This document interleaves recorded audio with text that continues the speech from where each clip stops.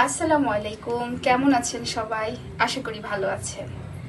আলহামদুলিল্লাহ, আমিও বেশ ভালো আছি। আজকে আমি একটা নতুন জিনিস আপনাদের সাথে শেয়ার করব।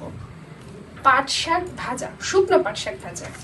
আসলে এটা আমি আমার শ্বশুর বাড়িতে গিয়ে শিখেছি। এই খাবারটা আমার হাজবেন্ডের খুবই পছন্দ, খুবই। তো আমি প্রায় তার জন্য করে থাকি। আজ ভাবলাম আপনাদের সাথেও শেয়ার করি। আশা করি আপনাদেরও ভালো লাগবে এবং আপনারা কে কে এই খাবারটার সাথে পরিচিত অবশ্যই আমাকে কমেন্ট করে জানাবেন।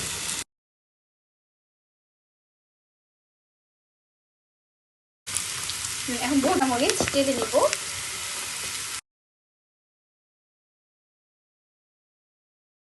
লাল লাল ভাজা হয়ে গেলে কিছু পরিমাণ পাট শাক, খুব বেশি না, ভালো করে নেড়ে ছেড়ে পেঁয়াজ এবং রসুন লাল লাল ভাজা হয়ে গেলে অল্প পরিমাণে কিছু পাট শাক, শুকনো পাট শাক দিয়ে ভালোভাবে নেড়ে ছেড়ে নামিয়ে নিতে হবে। খুব বেশি ভাজলে এটা তেঁতুল পরিমাণটা বেড়ে যাবে এবং এটা গরম ভাতে পরিবেশন করে খেতে হবে। খেয়ে দেখবেন খুবই মজা।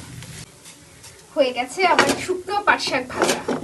ভিডিওটি ভালো লাগলে লাইক করবেন, কমেন্ট করতে ভুলবেন না কে কে এই পাট শাকের সাথে পরিচিত।